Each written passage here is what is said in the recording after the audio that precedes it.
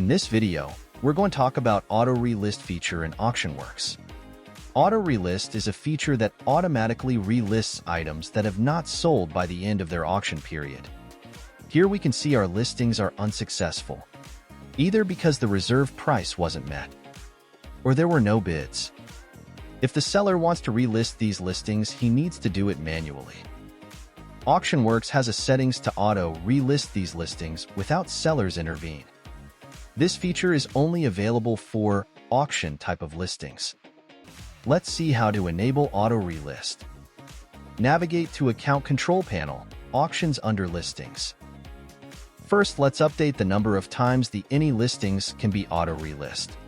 Go to Max Auto Relists and update the number. After updating this, we will get an option to set auto relist number while creating or editing listings. Let's see this. Go to any existing listings and edit it.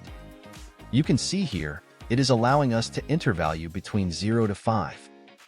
That is because we have added max auto relist count of 5. We will add count as 3. That is, this listing will auto relist 3 times if it gets unsold. Let's look at an example where we have this auction listing which is ending soon.